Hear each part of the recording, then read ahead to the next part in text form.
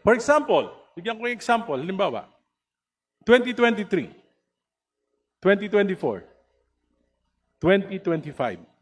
Ang total allocation po ng 1st District of Leyte kay Speaker Martin Romualdez, nung siya ay Speaker, ay 48,243,911,000. Yan po ang total allocation sa loob ng 3 taon. Yan po ang pinakamahirap na probinsya.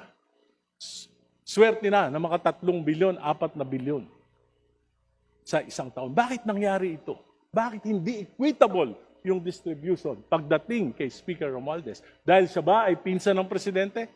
Di po. Ako hindi ko nakikita ng ganyan dahil unang-una po may proposal po ng National Expenditure Program. Ang National Expenditure Program ay naalat po nila ang kanilang budget sa bawat probinsya based on the recommendation ng Regional Development Corporation. Nandyan po yung wealth ng kanilang area. Nandyan po yung return taxes na kinakukuha. Nandyan po yung lahat po ng mga possible revenues na nakukuha at nabubuo para ibigay po sa share ng isang area na yan.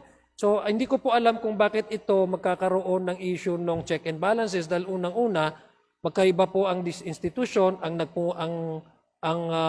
nag-approve naman po ang Kongreso at wala naman pong kinalaman dito ang ating Pangulo pagdating po sa pag-appreciate ng bawat distrito kung kailan o ano ang kanilang magiging proyekto. Hindi po bang sa palagay ko po, that is far-fetched conclusion, Mr. Speaker. I understand that there are, Mr. Speaker, allow me first to address this question.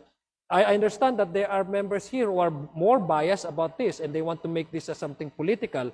But I don't think this is something that we can actually attribute the President to the issue of the 2024, 25 elections, although this is a separate discussion altogether. But I'm just giving way to our good gentleman because he premised it on the anti-political dynasty. Again, the straight answer is it has no bearing whatsoever.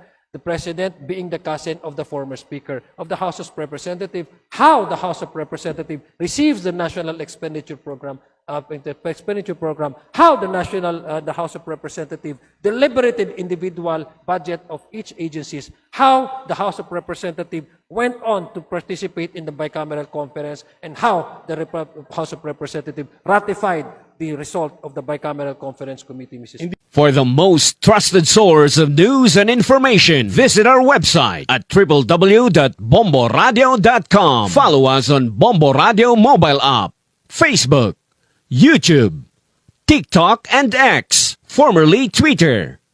Like, share, and stay connected. Anytime, anywhere.